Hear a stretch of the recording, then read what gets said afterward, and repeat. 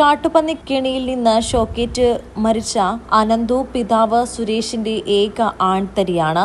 3 മക്കളിൽ ഇളയവനാണ്. കുടുംബത്തിന്റെ പ്രതീക്ഷ മുഴുവനും അവനിലായിരുന്നു. പഠിക്കാൻ മിടുക്കനായിരുന്ന അനന്തു കലാരംഗത്തും ഏറെ കഴിവുറ്റവനായിരുന്നു. പാട്ട് പാടാൻ വലിയ മിടുക്കനായിരുന്നു. കഴിഞ്ഞ വർഷം 9ാം ക്ലാസ്സിലെ വിടവാങ്ങലിൽ അനന്തു പാടിയ പാട്ട് സമൂഹമാധ്യമങ്ങളിൽ പ്രചരിക്കുന്നുണ്ട്. സഹോദരിയായ ദിയാകൃഷ്ണയും ദേവിയും ഡിഗ്രി +2 വിദ്യാർത്ഥികളാണ്. പിതാവ് സുരേഷിന് തേങ്ങ പൊതിക്കാൻ പോകുന്ന തൊഴിലാണ്. ഇതിൽ നിന്ന് കിട്ടുന്ന തുച്ഛമായ വരുമാനത്തിൽ നിന്നാണ് അല്ലലറിയാതെ കുടുംബം പോറ്റുന്നത്. കാട്ടുമൃഗങ്ങളും പ്രളയഭീഷണിയുമുള്ള പ്രദേശത്താണ് കുടുംബത്തിന്റെ താമസം. കാട്ടാനയുടെ ശല്യം മൂലം സമീപത്തെ മിക്ക വീട് ഉപേക്ഷിച്ച് മറ്റ് സുരക്ഷിത സ്ഥലങ്ങളിലേക്ക് മാറിയിരുന്നു. സാമ്പത്തിക ശേഷി കുറഞ്ഞ സുരേഷിന് പക്ഷേ വീട് ഉപേക്ഷിച്ചു പോകാൻ വഴിയുണ്ടായിരുന്നില്ല.